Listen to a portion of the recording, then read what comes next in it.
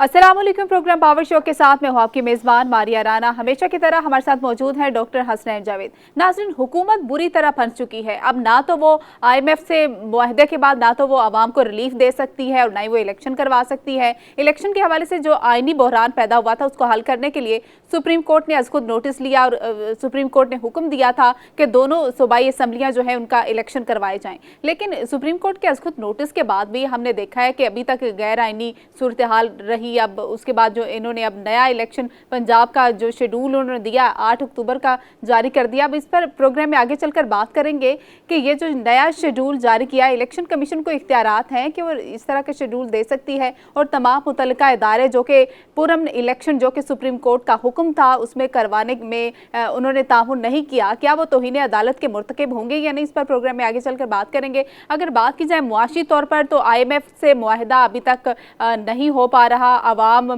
के लिए जो ज़रूरी एशिया हैं उनकी पहुंच से आवाम दूर हो चुकी है। सस्ते आटे के नाम से हुकूमत ने जो स्कीम शुरू की है उसमें लोग अपनी जानें गंवा रहे हैं और आवाम को कहीं से रिलीफ मिलता हुआ नज़र नहीं आ रहा। इसी पर प्रोग्राम में आगे चल के बात करेंगे। सबसे पहले तो डॉक्टर साहब, आप किस तरह से देखते हैं जो इलेक्शन मुलतवी हुए, जो 18 अक्टूबर की डेट दी गई है, ये इलेक्शन कमीशन का अपना फैसला है या सियासी तौर पर ये फैसला लिया गया है, कैसे देख रहे हैं? देखिए, इलेक्शन कमीशन ऑफ पाकिस्तान शुरू से ही सियासी है। पाकिस्तान की गवर्नमेंट जो इस टाइम पर फेडरल गवर्नमेंट है, ये उसके इख्तियार के अंदर हैं, ये लोग उन्हीं के लोग हैं। ये इलेक्शन कमीशन जो है उन्हीं के कंधों के ऊपर रख के जो है हुकूमत खेलेगी। ये मैंने बहुत अरसा पहले, आपको याद होगा कि मैंने मुसलसल ये कह रहा था कि ये इलेक्शन मुलतवी रहेंगे। फिर आपको याद होगा कि जब फाइनल सुप्रीम कोर्ट से जजमेंट आ गई और फिर हमने एक साहब से सवाल किया, उन्होंने कहा ये यानी वो जो सेक्रेटरी इलेक्शन कमीशन थे, उन्होंने जो साबिक सेक्रेटरी थे, उन्होंने कहा कि आप छोड़ दीजिए ना, अब तो सुप्रीम कोर्ट से जजमेंट आ गई है तो अब इलेक्शन हो रहे हैं, अब इस पर बात खत्म करें। मैंने कहा ये बात खत्म नहीं होगी और आज ऐसा ही हुआ कि 8 अक्टूबर की नई रीस्केड्यूल डेट दे दी। उन्होंने नाम तब्दील कर दिया और रीस्केड्यूल कर दिया। मैं आपको बता रहा हूं कि एक गलती की इमरान खान साहब ने, उनको नहीं पता था कि ये कहां किस हद तक जाने वाले हैं। ये उस हद तक जाएंगे कि यहां पर लाशें गिरेंगी, तबाही होगी, बर्बादी होगी, वो इनका खून खराबा कर देंगे, ये तबाही लगा कर रख देंगे। ये आपको राना सनाउल्लाह और उसकी पूरी के पूरे और मरियम साहिबा के जो अजाइम है आपको पता ही नहीं। उन्होंने हाथ में स्टील का ग्लास ही इसलिए रखा है कि वो गरीबों के सरों पे मारे। तो आपको लग रहा है कि वो गुर्बत का जो है वो उन गरीबों का साथ दे रही है, ऐसा नहीं है। उन्होंने क्या किया कि पाकिस्तान जो है इस टाइम पर जो 8 अक्टूबर की डेट देकर उन्होंने आइन शिकनी की है। अब इसके ऊपर हाई ट्रेजन का केस बने या जो मर्जी केस बने, इसके ऊपर इलेक्शन कमीशन के ऊपर बनाएंगे या जिस मर्जी पे बनाएंगे, ये मामला आपके साथ है। लेकिन आप ये समझ लें कि हुकूमत हर मैदान में नाकाम हो रही है। इस टाइम पर ये देखें, 1 अरब 10 करोड़ के लिए IMF ने आपकी लकीरें निकलवा के रख दी हैं। आप लोगों की 2 शराइत पूरी नहीं कर सक रहे। दूसरी आप ये जरा देखें, अगर फाइनेंशियल इंक्लूजन की बात मैं करूं तो उसमें देखें कि आपके पास जो है वो आपके पास 15% से भी कम गरीब लोग हैं जिनके अकाउंट हैं ही नहीं।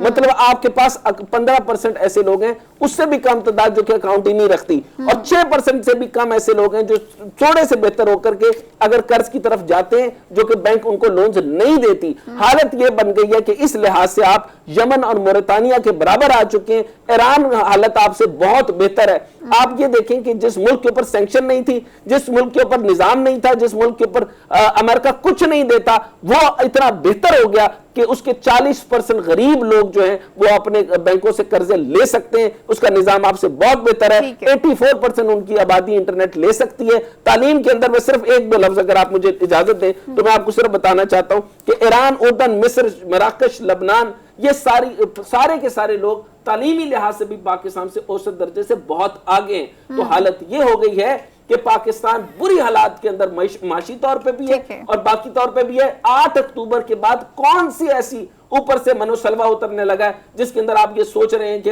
हमारे माशी हालत बेहतर होगी? बिल्कुल नहीं होगी।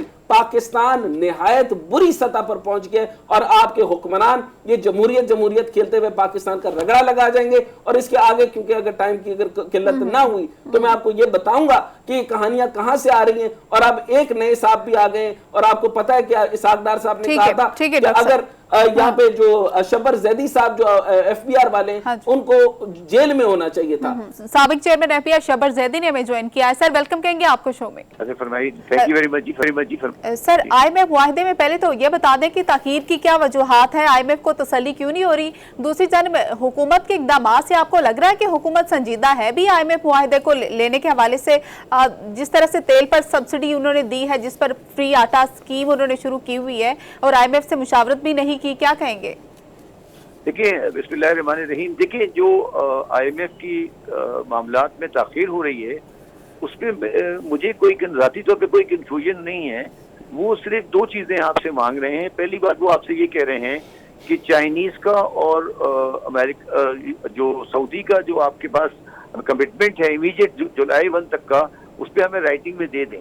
वो शायद आज 2 बिलियन का रोल ओवर इनको मिल गया है और वो ये भी चाह रहे हैं साथ में कि जो जुलाई के बाद में जो चाइनीज़ की इंस्टॉलमेंट ड्यू हैं उसके बारे में भी एक प्राइमरी सेटलमेंट हो सके कि वो किस तरह सेटल किया जाएगा। तो इस वक्त जो मेरे ज़ाती हिसाब से जो इशू पेंडिंग पड़ा है वो लोकल से ज़्यादा फॉरेन है, क्योंकि वो ये IMF ये नहीं कभी एक्सेप्ट करेगा कि रीशेड्यूलिंग हो जाए हमारे मुल्क की बाय द पेरिस क्लब और वेस्टर्न लैंडर्स और चाइनीज़ नहीं करें। तो जब तक चाइनीज़ हमारी रीशेड्यूलिंग नहीं करेंगे IMF की एग्रीमेंट नहीं होगी और ये उनका जायज़ डिमांड है IMF का, और शायद चाइनीज़ भी इस पे एग्री कर जाएंगे। इसमें कोई मैटर नहीं है। गवर्नमेंट को चाहिए कि इसको बड़ी पिक्चर में देखें और पब्लिक को इस बारे में क्लियर करें, इस कंफ्यूजन को ख़त्म करें। किसी के जहन में भी कोई कंफ्यूजन नहीं है कि ये जो कुछ भी मैटर होगा वो चाइनीज़ लोन का जो हमारा ड्यू है 2000 इमीडिएटली और जुलाई के बाद जो तकरीबन 25 से 30 बिलियन डॉलर बनता है उसके बारे में ये मसला है। और दूसरी जो बात आप कर रहे हैं जो रिगार्डिंग जो हमारा ये पेट्रोल वाला मसला है, इस पर मेरा अपना ख्याल है कि उन्होंने बात नहीं की है IMF से, मगर वो इस पे नेगेटिव नहीं है। वो ये कह रहे हैं कि अगर आपका नेट बैलेंस बराबर आता है कि आप जितनी सब्सिडी दे रहे हैं और वो सब्सिडी आपकी इंक्रीज से वजह है तो सेटल हो जाएगा, मगर जो मैकेनिज्म इन्होंने डिसाइड किया है वो वर्केबल शायद मुश्किल हो जाए।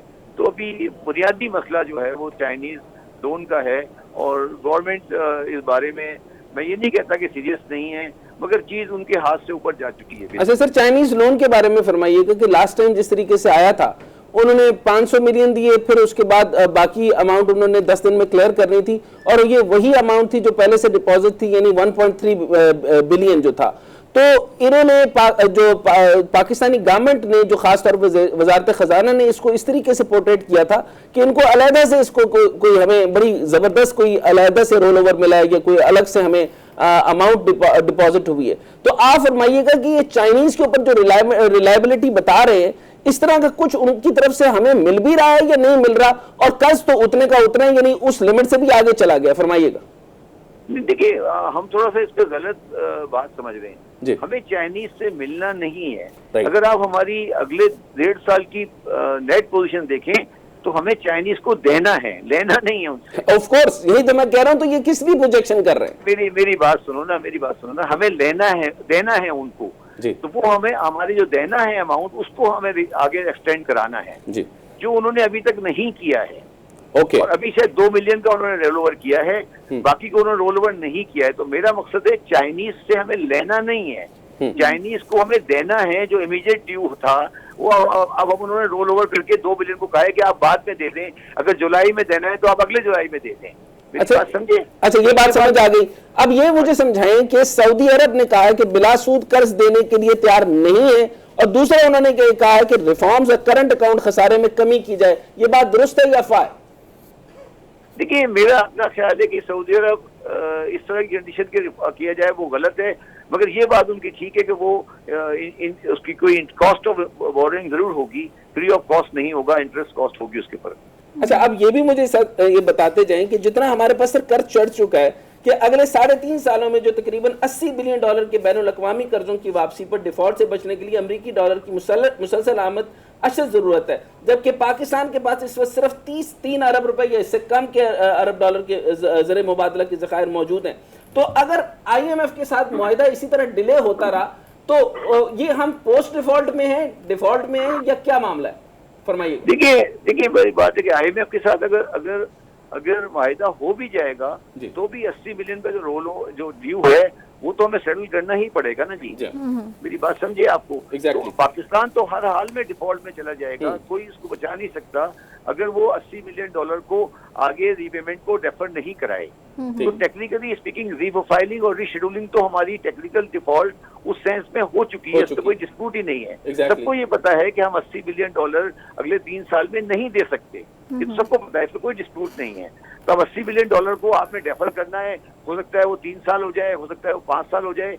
हमारी तो ख्वाहिश ये होगी कि 80 को कम करके 60 हो जाए और हमें कोई इसमें रिबेट मिल जाए या मॉरिटोरियम मिल जाए। अच्छा तो सर, ये अगर मईशत के लिए टेक्नोक्रेटिक सेटअप कितना जरूरी है, मैं सियासी सवाल आपसे बाद में करता हूं, लेकिन आपका एक आर्टिकल आया trying to look at the Pakistan through Piketty prism, आपका इसके अंदर आर्टिकल एक भी है और दूसरा आर्टिकल भी इसकी सीरीज के अंदर 2 हैं। तो इसमें जो आप फरमाना चाह रहे हैं सर, इसका क्या है, उसका आउटकम क्या निकलता है और आप किस तरह से देखते हैं, और फिर टेक्नोक्रेटिक सेटअप इसको किस तरीके से देखेगा? जो माशी करंट सिचुएशन है, क्या जमहूरियत इसका इलाज है या नहीं है?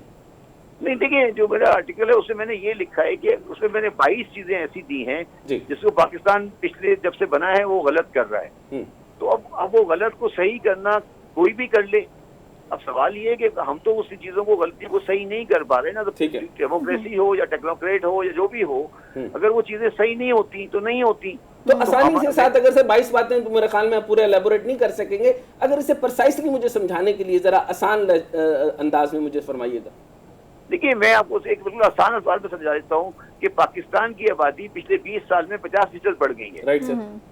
तो अगर जिस कंट्री की आबादी 50% बढ़ जाए वो तो उसकी इकोनॉमी कभी सही हो ही नहीं सकती। एग्जैक्टली। तो आप इकोनॉमी की बात क्यों कर रहे हैं, पहले आबादी की बात करें ना। मेरा मकसद ये कि पाकिस्तान तो 20 साल में तबाह हो गया है ना, तो पहले तो हम ये एक्सेप्ट करें कि हमने 20 साल में मुल्क को तबाह किया है। बिल्कुल ठीक हो गया।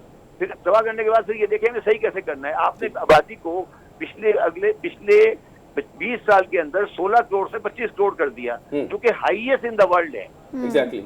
जब आपकी आबादी हाईएस्ट इन द वर्ल्ड होगी फिर आपकी इकोनॉमी कैसे चल सकती है? बिल्कुल ठीक तो है। हम तो बेकार की बातें कर रहे हैं ना बेसिकली। सर आपके नाम से मंसूब एक बयान पड़ा हुआ है, उसमें लिखा था कि डिफॉल्ट होने से कोई खास फर्क नहीं पड़ेगा, डिफॉल्ट के बाद भी कई ममालिक ने तरक्की की है। तो आपको लगता है कि सागदार की क़यादत में और हम जो जिस तरह के मुआशी पॉलिसीज़ हैं, हम लोग अगर डिफॉल्ट करते हैं तो उसके बाद हम लोग दोबारा पे अपने पाँव पर खड़ी हो जाएगी हमारी मईशत? देखिए दुनिया में बहुत सारी कंट्रीज हैं जो डिफॉल्ट के थ्रू गुजर के गई हैं, और अगर ये इनएविटेबल है तो होगा। तो अब अगर आज के पाकिस्तान के जो माशी हालात हैं, जो परेशानियां हैं, जो आगे लोगों को नजर आ रहा है, तो उसमें यही होगा ना कि कुछ पाबंदियां ज़्यादा सख्त हो जाएंगी, मगर उससे जो फायदा होगा वो ये होगा कि हमने अभी तक तो अपने लिए तो कुछ भी नहीं किया ना। हम तो सिर्फ ये इंतजार कर रहे हैं कि चाइनीज का लोन हो जाए, सऊदी से और लोन मिल जाए या ये हो जाए। हमने अपने तौर पे क्या किया है? कोई ऐसा पाकिस्तान तो खत्म नहीं उठाया ना। तो अगर डिफॉल्ट होने के बाद पाकिस्तानी कौम अपनी चीजों को सही करने के लिए तैयार होती है और वो शायद इस चीज को रियलाइज करते हैं, तो शायद वो चीज पाकिस्तान के लिए इतनी नुकसानदेह नहीं हो जितना हम समझ रहे हैं। तो इसलिए मैं ये समझता हूँ कि पाकिस्तानी कौम की जो बेहिसी है इस वक्त इन मामलात में, उसकी वजह से डिफॉल्ट इनएविटेबल होता जा रहा है। अच्छा सर, टेक्निकल पॉइंट के ऊपर बात करते हैं कि अमेरिका को आप बड़े अच्छे तरीके से समझते हैं। वहां पे देखा जाए कि मैंने अभी एक डेटा निकाला है, उसके अंदर मैं क्योंकि उधर अमेरिका में था भी, तो वहां पे मैंने देखा कि एप्पल को मैंने देखा, जनरल मोटर को देखा, एलए फाइनेंस को देखा, क्राइसलर को देखा, मार्वल एंटरटेनमेंट को देखा, और प्लस जो है वो डोनाल्ड ट्रंप का भी बाकी मामलात भी देखे। ये वहां पर जो है वो डिफॉल्ट होना और डिफॉल्ट होकर 7 साल बाद बिल्कुल क्लीन चिट ले लेना, ये तरीका कार मैंने खुद सुना। और एक बहुत यूनिवर्सिटी के बड़े यानी चेयरमैन है, मैं नाम भी ले लेता हूँ, महमूद सादिक साहब है, वो खास तौर पे इसहाक डार साहब के साथ कांटेक्ट में रहते थे। वो कहते थे फौरी तौर पे मुल्क को डिफॉल्ट करवाओ, और डिफॉल्ट होते ही फायदा ये होगा कि ब्लैक मार्केट ओपन हो जाएगी और इसी में पाकिस्तान की बका है। ये क्या बात है सर, ये इस तरीके से मामला चलता है क्या? नहीं, देखिए मेरा मकसद है कंट्रीज के पास जब अपनी लोन की लायबिलिटी नहीं होती, नहीं पैसे तो उनको डेफर करना पड़ता है, इनकार करना पड़ता है। Exactly. तो ये तो रियलिटी है, इस पे हम इतने परेशान क्यों हैं? अगर एक रियलिटी सामने आ गई है उसको फेस करें ना कि उससे जुटलाएं कि वो नहीं है। ठीक हो गया। लेकिन इसमें मुझे ये बताएं कि जब आपके पास डिफॉल्ट आ जाएगा सर, उसके ऊपर से हमने बैक भी तो होना है। फॉर एग्जांपल हम एक दफा डिफॉल्ट हो गए, अब उसके ऊपर से अपनी इकोनॉमी को वापस कैसे लेकर आना है, स्टेट गवर्नमेंट में कैसे आना है, हमारा एक्सपोर्ट बेस कैसे बनेगा, ये तरीका कार बताइए। नहीं तो आज इकोनॉमी जब आप इंटरेस्ट रेट को 20% ले गए, वापस कैसे लेके जाएंगे? आज भी इकोनॉमी कौन सी अच्छी है? लेकिन सर ये जो 20% पे सर, ये जो 20% पे ये गया है, इंटरेस्ट रेट बढ़ गया है, सूद के ऊपर जो मामला बढ़ता है, इससे ब्लैक इकोनॉमी बढ़ जाती है, और वो आप देख रहे हैं कि ब्लैक इकोनॉमी बढ़ गई है। तो मैं ये कह रहा हूँ, आज भी तो जो हालात है वो डिफॉल्ट वाले ही है ना। अच्छाई कौन सी है? फर्क क्या है? फर्क क्या पड़ेगा? तो कोई फर्क नहीं पड़ेगा। इसका तरीका कार क्या होगा सर? आप आगे कैसे मूव ऑन होंगे? हम कुछ भी नहीं होगा। ये आपकी एलसी शायद हो रहे कैश बेस पे हो जाए, जितनी आपकी इंपोर्ट होंगी इतनी आपकी एक्सपोर्ट होंगी। Basically that's the whole point. अच्छा, तो अब मुझे ये बताएं कि आपने टेक्नोक्रेटिक सेटअप के ऊपर भी बताया, मैं आपका ज्यादा टाइम नहीं लूंगा। सारी अभी वो देखिए, अभी इस पे इलेक्शन का डेट का सेटलमेंट होने दें, देन इसके बारे में बात करते हैं। नहीं, वो करेंगे, लेकिन आप ये बताइए कि इलेक्शन जो है वो इलेक्शन से रिजल्ट आएगा या टेक्नोक्रेटिक सेटअप इसको बेहतर तरीके से फाइनेंशियल मूवमेंट को बेहतर करेगा? नहीं, अभी इसके बारे में अभी चीजें बड़ी फ्लूड हैं। जो पहले पोजीशन थी वो चेंज हुई है इस पे, मगर फिर अपना ख्याल है कि एक टेक्नोक्रेट सेटअप लाना पड़ेगा, पाकिस्तान लाना पड़ेगा। सो टेक्नोक्रेटिक सेटअप के लिए आप बुनियादी तौर पे मुझे बाद में टाइम देंगे, अभी आप बात नहीं करना चाहेंगे? नहीं, इस वक्त नहीं, बाद में बात करते। ठीक है, thank you. Right sir, thank you very much. नाज़रीन, साबिक चेयरमैन एफबीआई शबर जैदी साहब हमारे साथ मौजूद थे, अपनी राय का इजहार कर रहे थे। एक शॉर्ट ब्रेक लेंगे, ब्रेक के बाद वापस आएंगे, हमारे साथ रहिए। ब्रेक के बाद खुशामदीद। नाज़रीन, माहिर कानून एतजाज एहसन साहब ने हमें ज्वाइन किया है। सर, बहुत शुक्रिया आपके वक्त का। शुक्रिया जी। सर, ये सुप्रीम कोर्ट के खुद नोटिस के बाद भी इलेक्शन का जो पंजाब इलेक्शन का शेड्यूल तब्दील कर दिया गया है, अब तौहीन अदालत की कार्रवाई हो सकती है? अगर होगी तो कौन सा आर्टिकल लगेगा? बिल्कुल हो सकती है। आर्टिकल 204 है, वो लगेगा। उसके अलावा कंटेम्प्ट ऑफ कोर्ट एक्ट भी है, उससे भी उसके मुताबिक भी ये होना पड़ेगी कार्रवाई। तो ये तो बड़ा क्लियर है, कंटेम्प्ट तो इन्होंने इंतहा कर दी है। अच्छा सर, ये कंटेम्प्ट तो कर दी इन्होंने 204 के मुताबिक, लेकिन क्या पीटीआई की तरफ से जो है वो बाकायदा तौर के ऊपर जो है वो इसके ऊपर, जैसे आपने आर्टिकल 204 बताया, तो क्या क्या चीजें सर कंटेम्प्ट लगेगी, या सिर्फ इलेक्शन कमीशन पे लगेगी, या फेडरल गवर्नमेंट के ऊपर जितने लोग भी हैं इस पूरे के पूरे मैकेनिज्म में जो इन्वॉल्व हैं, और जो जिस तरीके के ये मार्टर वहां पर ये पैदा कर चुके हैं जमान पार्क में भी, और विद अपॉलॉजी आपके घर के ऊपर भी इस तरह का ऑनस्लॉट हुआ है सर, तो इस पे आप क्या कहते हैं सर? ये किस शिद्दत के साथ, किस हालात के अंदर जाना चाहते हैं? 80 से ज्यादा केस बना चुके हैं, और कंटेम्प्ट जो है जो 8 अक्टूबर को लेके गए जो इलेक्शंस को, ये रीस्केड्यूल का मतलब क्या हुआ सर? ये इनका कोई इख्तियार नहीं है। Right sir. और हर शख्स जो इलेक्शन को सुप्रीम कोर्ट के बताए हुए शेड्यूल से आगे लेके जाता है, वो तौहीन अदालत का मुर्तकब होता है। वो किसी तरह भी फैसिलिटेट करे, वो इनकार कर दे रकम देने का, पैसा, ये जो फाइनेंस मिनिस्टर। जी हाँ सर, वो फाइनेंस मिनिस्ट्री से जानी थी जी। वो सर, वो ये कहते हैं कि फाइनेंस मिनिस्ट्री को लिखना था, फिर सिक्योरिटी अदारों को लिखना था, फौज को लिखना था कि वो हमें सिक्योरिटी प्रोवाइड करें, और ये सारी लतोलाल जो वो कर रहे थे, इसके मुकाबले में उन्होंने ये मामला किया। लेकिन जब सुप्रीम कोर्ट से फाइनल डिसीजन निकल आया तो उसमें उन्होंने जो है वो फिर 8 अक्टूबर कर दी। सर, ये 8 अक्टूबर कहां से निकल आया सर? ये तो कुछ चीज इलेक्शन कमिश्नर और इलेक्शन कमिश्नर के दूसरे मेंबर, इनके कोई ज़हनी इख्तिरार है। कोई इसका कोई ताल्लुक नहीं है किसी आईनी तकाजे से। सर, खबर ये भी है कि सदर आरिफ अलवी साहब को एतमाद में ले लिया है। किसने ले लिया? सर, एतमाद में ले लिया सदर आरिफ अलवी को इलेक्शन कमीशन ने। हाँ, गालबन एतमाद में, उनको एतमाद में लेना क्या मतलब है? वो ये है होगा कि उनको खत की कॉपी भेज दी होगी अपने ऑर्डर की, या उनको कहा होगा कि जी हमने ये दलाइल दिए और ये हम नहीं करा सकते। एतमाद में लेना ये तो नहीं होता कि आप बता रहे हैं उनको कि आपने क्या फैसला किया। एतमाद में लेना था तो फैसले से पहले ले लें। अच्छा, वैसे सर ये फरमाइएगा कि अब जो है ये जो भी जो रेफरेंस दायर होगा और जो भी मामला कोर्ट में जाएंगे, ऑफ कोर्स जाएंगे, तो ये इलेक्शन कमीशन के खिलाफ होगा, या गवर्नमेंट के ऊपर भी ये बात आएगी कि वो किस तरीके से डिलेइंग टैक्टिक्स इस्तेमाल कर रहे हैं, या सिर्फ इलेक्शन कमीशन इस केस को भुगतेगी? नहीं नहीं, इलेक्शन कमीशन अकेली क्यों, जो चीफ एग्जेक्टिव है सूबे का, जी जिसके मातहत जो वजारतें हैं, दिफा की, दाखिला की जी और खजाने की, ये तीनों अच्छा वजारतें इनकार कर रही हैं। जी जी तो जाहिर है उसके पीछे हाथ प्राइम मिनिस्टर का है, और ये बिल्कुल वो इन्वॉल्व होता है शहबाज शरीफ, और शहबाज शरीफ अगर इन्वॉल्व होता है तो शहबाज शरीफ को याद रखना चाहिए कि यूसुफ रजा गिलानी को एक किसी निज़ाम पे कि वो नहीं मान रहा, उसने माना नहीं, सुप्रीम कोर्ट का हुक्म, जी उसको न सिर्फ सजा हुई कैद की, उसको नाअहल करार दे दिया गया 5 साल के लिए। तो अगर ये शहबाज शरीफ 5 साल के लिए डिसक्वालीफाई होना चाहिए, ना होना चाहता है ना है, तो फिर वो सोच रही है तो उससे ही जाएगी बात। अच्छा सर, ये जो एक्स इलेक्शन कमीशन थे दिलशाद साहब, उनसे जब मैंने पूछा कि मुझे लगता ये है कि मेरा ये गट फीलिंग ये कहती है कि सुप्रीम कोर्ट के फैसले के बाद भी जो है हुकूमत किसी भी सूरत इलेक्शन नहीं होने देगी, और आज वो बात साबित हो गई कि 8 अक्टूबर की रीस्केड्यूल डेट उन्होंने दे दी, तो ये करना क्या, ये 8 अक्टूबर भी आपको लगता है? मुझे तो 8 अक्टूबर भी नहीं लगता, जिस तरह के इनके मामला चल रहे हैं। और मरियम बीबी जो जिस तरीके से शिद्दत पसंद तरीके से जो लोग अपने ही कौम को, अपने ही लोगों को मार रही हैं, उसका क्या बनेगा और ये क्या इंजाम है? उस जरा सियासी बसारत के साथ भी सर हमें बताइए, और कानून और आइन तो आपके पास है ही।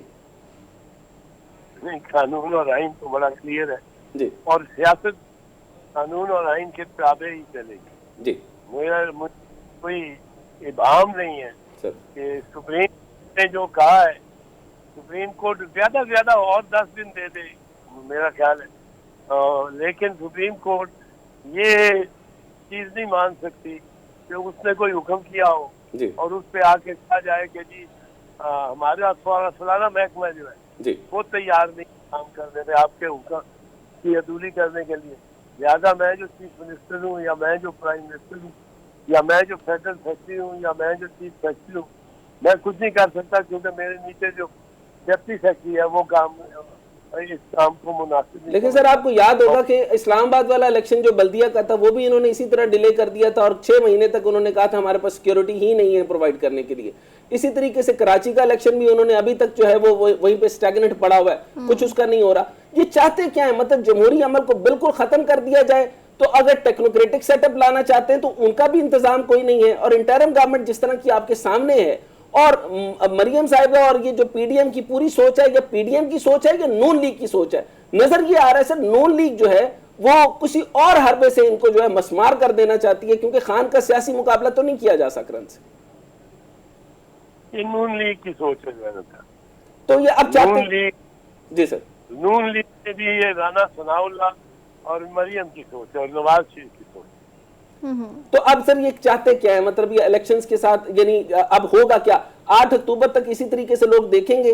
और आप इसमें भी फरमाइएगा कि मैं बहुत पहले ये कहता था कि खान साहब को अब जो है वो दोनों असम्बलियां तहलील नहीं करनी चाहिए, क्योंकि उसका बहुत ज्यादा रिपरकशंस आएंगे। और पिछले ही तकरीबन 7 दिनों के अंदर आपने देखा, आपके घर है, आपका साथ वाला घर उनका खान साहब का है, तो आपने खुद नजरों से देखा कि क्या उन्होंने यहाँ पे यजीदियत मचा रखी थी। तो बताइएगा सर ये चाहते क्या हैं? चाहते तो मेरा मतलब है, मेरा ख्याल है जो नून वाले हैं और कुछ उनके हवारी, वो तो ये चाहते हैं कि इमरान खान को एलिमिनेट ही किया जाए, कत्ल ही कर जाए, वो मार ही जाए। तो कत्ल करके इनकी सियासत चल जाएगी सर? नहीं, ये समझते हैं। अच्छा भाग जाएंगे लोग। अच्छा ये तो बताएं, भाग जाएंगे जी ये तो होगा। मुझे ये बताएं सर, मईशत के हालात आपके सामने है, मईशत का रोना ये रो रहे हैं, और ऊपर से आईएमएफ ने कहा कि हमारा सियासत से और कोई ताल्लुक नहीं है, यहाँ पे इलेक्शंस का होना तो हमारे लिए जरूरी है, इलेक्शंस का ताल्लुक आईएमएफ से नहीं है। इस यानी जब क्लियर कट उन्होंने बात की तो फिर उनके पास तो कोई तावील ही नहीं रहती इसको प्रोलॉन्ग करने की। नहीं, कोई नहीं रहती। प्रोलॉन्ग करने का तो मकसद आप जो इसका कह रहे हैं बिल्कुल एक है कि इलेक्शन ये फेस नहीं करना चाहते इमरान खान को। खुद उसका कद इन्होंने इतना बढ़ा दिया है वो जब पिछले साल अप्रैल में जब वो उसके खिलाफ वोट ऑफ नो कॉन्फिडेंस हुआ जी तो वो बिल्कुल 0 से नीचे गया हुआ था। एग्जैक्टली। लेकिन सर अब इलेक्शन का फैसला चैलेंज करने के हवाले से अगर बात की जाए तो अभी तक पीटीआई ने चैलेंज नहीं किया, तो अगर ये चैलेंज नहीं करते, कोई मुज़ाकरात या कुछ इस तरह से बैकडोर होते तो निगरान सेटअप 90 रोज अगर पूरे हो जाते हैं मुद्दत, तो फिर क्या होगा? अगर यही सेटअप को एक्सटेंशन दी जाएगी? निगरान लोग अगर 90 दिन हो जाते हैं पूरे तो 91 दिन कोई वजीर कोई चीफ मिनिस्टर उस ओहदे पे नहीं रह सकता। लेकिन सर जो हालात चल रहे हैं, आप मुझे ये बताइए कि जिस तरह ये हालात चला रहे हैं, ये तो लग रहा है कि जबरदस्ती की हुकूमत करेंगे, कोई और सेटअप लाएंगे, कोई अमेंडमेंट लाएंगे, कोई कानून से कोई इख्तरा निकल सकती है, क्योंकि मुझे तो कानून नहीं पता इतना। आप फरमाएं कि ये कानूनी तौर पे कौन सा ऐसा हरबा निकालेंगे जिसकी वजह से ये प्रोलॉन्ग कर दें, क्योंकि पहले दिन से नून लीग चाहती है कि इसको किसी न किसी तरीके से प्रोलॉन्ग कर लें। आधा मसर सारे मसले तो उनके हल हो गए, नैब के केसेस क्लियर हो गए, खाकान अब्बासी रगड़ा गया बेचारा, उसका भी केस नहीं हुआ, वो सारा रो रहा है, लेकिन बाकी सब लोग जो हैं वो पीटीआई में शामिल हो चुके हैं। आपको पता है हवा जहां सियासी हवा चलती है उधर ही जानी है। तो अब खान साहब का सियासी कद इतना ज्यादा हो गया तो इलेक्शन के दरमियान में तो कोई उतरेगा नहीं। तो मुझे ये बताएं कि जरदारी साहब तो बहुत स्मार्ट नहीं खेल गए, नवाज शरीफ को फंसा दिया और खुद वो साइड पर है। सर ये हमारा पीपल्स पार्टी का ये मिजाज ही नहीं है। आप देखें जरदारी साहब के 5 साल जो सदर रहे उनका सबसे एक लिहाज से जो फख्र था वो किस बात पे कि वो कहते थे मेरे 5 साल पीपल्स पार्टी के 5 साल एक सियासी कैदी नहीं हुआ। एग्जैक्टली कंसिलिएशन की बात करते रहे, वायलेशन की पिटीशन गवर्नमेंट के खिलाफ जी गवर्नमेंट सियासी गवर्नमेंट के खिलाफ नहीं हुई। अब 5 साल गुजारे, बीबी ने 5 साल तो नहीं, दोनों दफा उसको एक दफा 2 साल और एक दफा 3.5 साल मिले, और उसके सारे पीरियड में कोई सियासी कैदी नहीं था। अच्छा सर, आपको याद होगा सर 2013 के अंदर भी एक धरना हुआ था बहुत बड़ा, खान साहब का और एक और पार्टी का था, मजहबी पार्टी का। दूसरा फिर 2014 में हुआ। तो खान उस वक्त जो है वो जरदारी साहब ने कमाल मतानत के साथ कंसिलिएशन की बात करते हुए उनको डिफ्यूज किया, इसी तरीके से मारा और कत्ल शतल तो नहीं किए थे। सर ये किस तरीके से और किस तर्ज की सियासत करना चाह रहे हैं? ये वो मॉडल टाउन वाला काम बनाना चाह रहे हैं। अच्छा, ये समझते हैं। हाँ, खान से तो ये बहुत चले हैं और खान को इन्होंने खुद बना दिया बहुत बड़ा।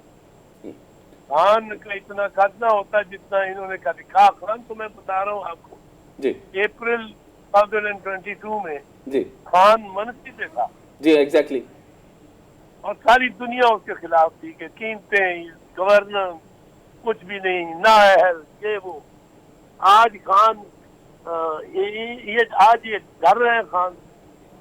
आपने बहुत शानदार बात की, आपने बहुत शानदार बात की, क्योंकि सर इनके पास ना लोग थे, ना इनके पास जो यानी टेक्निकल लोग थे, ना टेक्नोक्रेटिक लोग थे। कुछ चंद लोग थे, जैसे कुछ रजाक दाऊद साहब थे, कुछ और मामला थे, कुछ अच्छे लोग भी थे, लेकिन उस तरीके से ये निज़ाम नहीं चला सके। 3.5 साल बाद जो है वो इनका जो है वो ग्राफ बहुत नीचे चला गया था। यकदम इनकी नून लीग ने जो हरकत की है उसके बाद अब खान साहब का जो सियासी मामलात में आप कैसे देखते हैं? मेरे मुताबिक तो ये 2/3 मेजॉरिटी से बात बहुत आगे चली गई है। सियासी मुस्तकबिल क्या है? अगर पंजाब में और खैबर पख्तूनख्वा में कोई जायज आईनी हुकूमत ना हुई जी, तो फिर को उस वैक्यूम खला सक इन करती है, खला अपनी तरफ खींचती है। ठीक है सर। और खला को भरने को ही आ जाएगा फिर। अच्छा, अब तो इलीगल होगी। बिल्कुल। अच्छा, इलीगल के मुताबिक आपको सर कितना चांसेस लग रहे हैं? क्योंकि एक बसारत भी तो है ना आपकी, आप कितना दूर तक देख सकते हैं कि ये जो इंटरिम गवर्नमेंट का जो ये तकरीबन 90 दिन के बाद भी ये कोई ना कोई प्रोसीजरल मामला निकाल के किसी न किसी सूरत में इसको प्रोलॉन्ग करेंगे? क्योंकि 8 अक्टूबर की डेट अगर ये दे रहे हैं तो कुछ ना कुछ तो इनके ज़हन में होगा कि इंटरिम को प्रोलॉन्ग करें। नहीं, प्रोलॉन्ग नहीं कर सकते। इंटरिम को आइन बड़ा क्लियर है। लेकिन सर ये आइन पे तो चल ही नहीं रहे ना सर, आइन पे तो ये चल ही नहीं रहे। आइन पे नहीं चलेंगे तो ये या मार्शल लॉ आएगा, हाँ, या अदालत की जात में आएंगे। किस तरह आइन पे नहीं चलेंगे? एग्जैक्टली।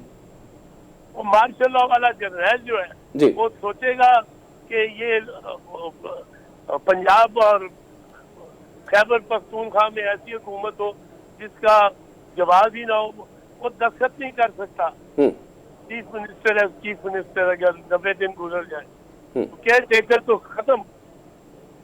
अच्छा सर, वेरी लास्ट क्वेश्चन, इस वक्त जो आपके हालात हैं, कानूनी हालात देखें, नेशनल सिक्योरिटी के हालात देखें, इकोनॉमिक सिचुएशन देखें, इकोनॉमिक मिजरी हमारी देखें, हमारे पास जो रिजर्व जो है वो बहुत कम हो गए, इन हालात में जरदारी साहब किस तरह डिसीजन ले रहे हैं, और आपको लगता है पीपल्स पार्टी किसी न किसी तरीके से पीटीआई से भी हाथ मिला सकती है?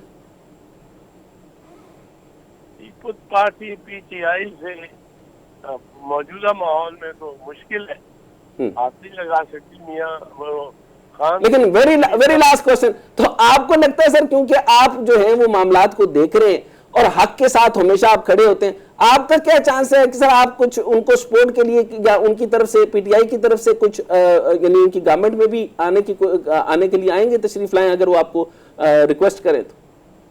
नहीं, गवर्नमेंट में मैं नहीं, मैं पार्टी, भाई साहब मेरी उम्र है अब पार्टी बदलने की, 78 right sir, point taken sir, thank you very much, thank you very much sir. नाज़रीन, माहिर कानून एतजाज़ साहब हमारे साथ मौजूद थे, अपनी राय का इजहार कर रहे थे। एक ब्रेक लेंगे, ब्रेक के बाद वापस आएंगे हमारे साथ। ब्रेक के बाद खुशामदीद नाज़रीन, सीनियर सहाफ़ी और एंकर पर्सन शाहिद मेहता साहब ने हमें ज्वाइन किया है। सर वेलकम कहेंगे आपको। बहुत शुक्रिया जी, थैंक यू। सबसे पहले तो जनरल बाजवा से जो आपका इंटरव्यू हुआ या बातचीत हुई, उस मुतालिक बताएगा कि ये मुलाकात कहाँ पर हुई थी, कितनी देर की मुलाकात थी, और बाजवा साहब आपको ये इंटरव्यू देना चाहते थे या आप चाहते थे कि उनसे इंटरव्यू किया जाए? बहुत शुक्रिया जी। मुलाकात तो डेफिनेटली मैंने उसकी तफसील लिखी है, कॉलम आपने पढ़ा होगा, मैंने बताया कि किस तरह से उनके कज़न की तबाददारी के लिए मैं गया था, तो वो मैं काफ़ी अच्छे से कोशिश कर रहा था कि जनरल बाजवा साहब के साथ मेरी मुलाकात हो सके। एक आध दफ़ा मुलाकात बल्कि तय भी पाई और फिर वो कैंसिल हो गई, पोस्टपोन हो गई, और फिर इवेंचुअली मेरी उनसे मुलाकात हुई। फिर अचानक इस तरह से, जिस तरह से मैंने लिखा है, वो मुलाकात हो गई और फिर वो गपशप का सिलसिला शुरू हुआ। मैंने बताया भी है कि किस तरह से मुलाकात हुई और वो इंटरव्यू में तब्दील हो गई, और वो ये सारी गुफ्तगू ऑन रिकॉर्ड थी। उन्होंने कुछ चीज़ों को स्पेसिफिक किया कि ये ऑफ द रिकॉर्ड है, वो अभी तक ऑफ द रिकॉर्ड है, वो डेफिनेटली उनकी अमानत है, और बहुत सारी बातें हमारी ऑन रिकॉर्ड हुई, मोस्टली बातें, बल्कि सारी बातें ऑफ द रिकॉर्ड हुई, ऑन द रिकॉर्ड हुई। तो जो ऑफ द रिकॉर्ड बातें थी वो उन्होंने मेंशन कर दी थी। अच्छा मेहता साहब, ये फरमाइएगा कि जो गुफ्तगू आपकी हुई उसका फॉर्मेट बाकायदा एक इंटरव्यू का था या एक इनफॉर्मल डिस्कशन थी जिसके अंदर उन्होंने बहुत सारी बातें बताई, या वो चीज़ें कुछ कन्वे करवाना चाहते थे, कंसिडरिंग द फैक्ट अगर उनकी आपकी गुफ्तगू हुई है? जी जी जी, ये तो फिर मेरी क्रेडिबिलिटी को क्वेश्चन कर रहे हैं अगर गुफ्तगू हुई है तो। नहीं, मैं क्रेडिबिलिटी को इसलिए कर रहा हूं सर क्योंकि बाजवा साहब ने, बाजवा साहब की तरफ से ये बात आई है, इसके ऊपर भी आप बताइएगा, एक्सेप्ट कीजिए, बाजवा साहब की तरफ से बात आई है कि उन्होंने कोई इस तरह का इंटरव्यू नहीं दिया। मैं कंसिडर करता हूं कि आपने दिया, लेकिन आप जो बातें फरमा रहे हैं उसके ऊपर मुझे ये फरमाइएगा कि क्या उन्होंने मईशत पे कोई बात की, नेशनल सिक्योरिटी के ऊपर बात की, सऊदी चीन के ऊपर बात की, लेकिन मेनली आपने जो कॉलम में डिस्कस सर किया वो ये बात की कि आपने जो सहाफ़ियों को पकड़ धक्कड़ है, यूट्यूबर्स की पकड़ धक्कड़ है, और सारा का सारा मलबा जो है वो जनरल फैज साहब पे है। एम आई राइट सर? फरमाइएगा। जी जी जी जी जी, हाँ जी, बिल्कुल कुछ ऐसा ही है जी, ऐसा ही उन्होंने कहा है। और जो पहली बात आप कर रहे थे उसकी वजाहत तो देखिए सेल्फ एक्सप्लेनेटरी है, कॉलम अगर पढ़ें तो उस पर तो लिखा हुआ है, सारा कुछ लिखा हुआ है कि किस तरह से वो, फिर फॉर्मेट भी बता दिया है कि किस तरह से एक मुलाकात और किस सिनेरियो में मुलाकात हुई।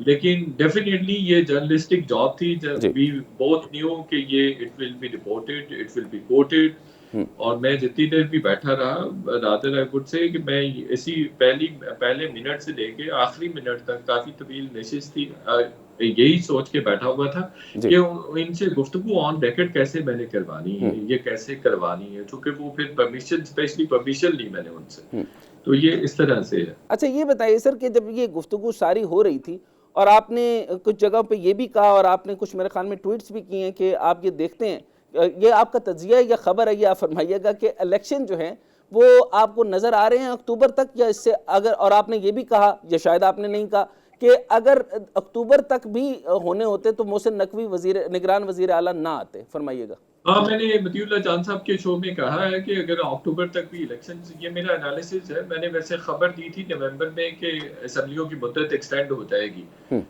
और इलेक्शंस कभी भी जल्द इलेक्शंस नहीं होंगे। बड़ी बातचीत उस वक्त चल रही थी कि अर्ली इलेक्शंस हो जाएंगे, तो मैंने कहा था कि बिल्कुल अर्ली इलेक्शंस नहीं होंगे और इलेक्शंस जो है वो अक्टूबर में भी मुश्किल नजर आ रहे हैं। और मेरा तजिया है कि और खबर ये है कि असेंबलियों की मुद्दत एक्सटेंड होगी और अगर मुद्दत एक्सटेंड होगी तो डेफिनेटली जो इंतखाबात है वो इस साल तो नहीं हो सकते। अच्छा सर, ये भी बात हुई होगी कि इस पे आपके उन्होंने क्या कहा कि नवाज शरीफ कहते हैं उनको इक़्तिदार से हटाया, इमरान खान कहते हैं उनको इक़्तिदार से हटाया, बाजवा साहब की इस पर क्या गुफ्तगू हुई और उन्होंने क्या कहा? सर वो कहते हैं मैंने दोनों को नहीं हटाया, दोनों के सर्कमस्टांसेस डिफरेंट है। वो अच्छा। कहते हैं कि इमरान खान साहब को इत्तेहादियों ने हटाया, नवाज शरीफ साहब को अदालत ने हटाया, तो दोनों में मेरा कोई कसूर नहीं है। ये तो दोनों अपनी आदतों की वजह से फारिग हुए, अपने कामों की वजह से फारिग हुए और मेरा इसमें क्या अमल दखल है? अच्छा, इस सर दरमियान में सर सिर्फ एक ही आदमी है जो इस वक्त विलन का कैरेक्टर बन रहा है, उनमें फैज़ हमीद साहब है और वो कहते हैं कि तलत हुसैन को नौकरी से उन्होंने निकलवाया। और क्या वजह सर ये रज़ा रूमी के जो नया दौर है, नजम सेठी की किताबें जो वो शाया करते हैं वो सारी की सारी आम तौर पे जो है वो the spy Chronicle, raw and ISI and the illusion of peace, वो ज़्यादातर खिलाफ इसी पे लिखते हैं और उसके बाद असद दुरानी की बातें भी इन्हीं के पास आती हैं। बस ख़ास तौर पे तलत हुसैन की बात करना, मुर्तज़ा सुलंगी की बात करना, बाकी लोग किधर थे और क्या थे, ये सिर्फ इन्हीं की ठुकाई की बात उन्होंने बतानी थी कि इनको मैंने नहीं निकलवाया या गिराया नहीं या उठवाया नहीं। सवाल अब 2-3 सवाल आपने इकट्ठे, 2-3 बातें आपने इकट्ठी कर ली जी, और मैं मतलब सवाल नहीं समझ सका। सर सवाल मैं दोबारा से कर देता हूँ। सवाल ये है सर कि मैं ये पूछना चाह रहा हूँ कि पहले तो ये बताइए कि सिर्फ मुर्तज़ा सुलंगी की बात होती है, तलत हुसैन की बात होती है और अफसार आलम की बात होती है, इन्हीं को वो क्यों क्लैरिफाई करते हैं, बाकी सारों को क्लैरिफाई क्यों नहीं करते और यूट्यूबर्स उठाए गए वो कैसे? क्योंकि यही लाइमलाइट में रहे हैं, मैं और आप तो नहीं रहे ना, मैं और आप तो पिछले 4 साल कहीं नजर ही नहीं आ रहे थे। तो ये 4-5 साल ये लोग थे, ऐसे लोग थे कि जो लाइमलाइट में भी थे, मेन स्ट्रीम मीडिया का पार्ट एंड पार्सल थे और टॉप पोजीशंस पर थे, तो इसलिए ये दोनों ही डिस्कस हो, अभी ये सारे डिस्कस हुए। और इफ यू अलाउ मी, उन्होंने खुद डिस्कस किए और कुछ मैंने उनसे बातें पूछी और कुछ लोगों के बारे में मैंने पूछा, तो ये इस तरह से था। अच्छा, दूसरा हिस्सा जो मेरे सवाल का था सर वो ये था कि नजम सेठी साहब ख़ास तौर पे एक जो है वो एंटी मिलिट्री स्टैंस रखते रहे हैं बहुत अरसे से, वो किताबें भी ऐसी ही छापते रहते हैं अपनी वैनगार्ड की तरफ से, the spy Chronicle, raw and ISI the illusion of peace, उसके अंदर असद दुरानी साहब जो हैं वो पाकिस्तान के खिलाफ लिखते हैं। अच्छा, नया दौर के पास सारी इस तरह की बातें, तो कहना क्या चाहते हैं सर वो मिलिट्री को, ये जो इंटरव्यू है वो बाजवा साहब को जो है वो साइड पे करता है, वो कहते हैं कि वो बहुत अच्छे हैं, पूरी फौज खराब है, या सिर्फ जनरल बाजवा या ISI का किरदार खराब है? जी सर, ये देखिए, आप देखिए ये इंटरव्यू बाजवा साहब ने, ये इंटरव्यू नया दौर ने नहीं किया, मैंने किया है। अच्छा। ये इंटरेक्शन मैंने किया है बाजवा साहब के साथ और ये जेर में रखें कि ये बाजवा साहब कह रहे हैं, मैं नहीं कह रहा। अच्छा, आर्टिकल सर आपका यहाँ पब्लिश कहाँ पे हुआ है? कह रहा है ये बाजवा साहब कह रहे हैं। आर्टिकल पब्लिश कहाँ पे हुआ है सर? मैं कैसे उनको कह सकता हूँ कि आप ये बात ना करें, वो बात करें? मेरा नहीं, बीइंग जर्नलिस्ट मेरा काम नहीं है। हाँ, मैं उनको क्रॉस क्वेश्चन जरूर कर सकता हूँ कि नहीं ये आप फैक्चुअली गलत बात कर रहे हैं, लेकिन वो डेफिनेटली वो गलत बात भी करेंगे तो मैं उनको रिपोर्ट तो करूंगा। लेकिन सर एक लंबी रेंज है सहाफ़ियों की जो मतीउल्लाह जान के अलावा भी जो अभी जो PTI के साइड के ऊपर है, एक लंबी रेंज उनको भी उठाया गया। यूट्यूबर जो 6 सितंबर को सब फ्रंट रो में नज़र आते थे, ये सदीक जान वगैरह नज़र आते थे, ये भी तो उन्होंने जनरल फैज़ हमीद नहीं रखे थे ना।